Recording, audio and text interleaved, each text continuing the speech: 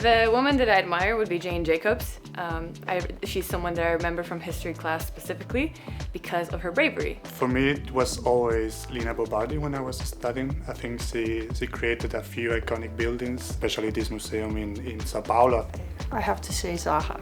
She shaped the modern society and what we think of as cities or the environments that we live in. She kind of changed the way you think. I would say Maya Ling.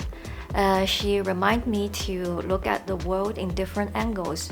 It wasn't my crit, but I was observing. She asked the person, there are 360 angles. Why did you choose just to use 90-degree angles? Denise Scott Brown, she really gave a lot to architecture. She wrote really interesting theories, the Dutch architecture, for example. She also wrote this book with her husband, Learning to Las Vegas. I think she's really inspirational for me and for architects. Lately I find very inspiring Dorte Mandrup. She's a Danish architect, and the thing that is very rare these days that she's the only female director of her offices. Because once she mentioned in the interview that a cemetery in Copenhagen reminds her the multiple use of spaces, where cemeteries can also be parks where people walk through.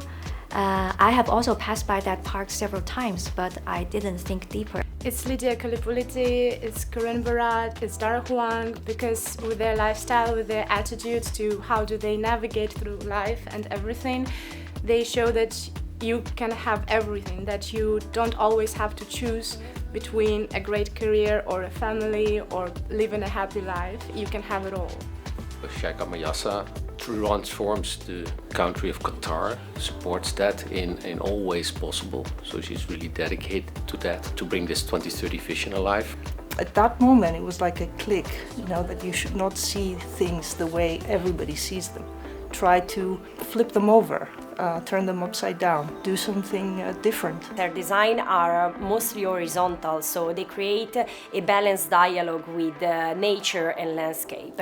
Lotte Stambezen, the architect and urbanist at the basis of the regeneration of Rotterdam. So the two women who have inspired me are Jane Jacobs and Kalpana Vishwanath. Both of them work a lot with gender in urban design and public spaces.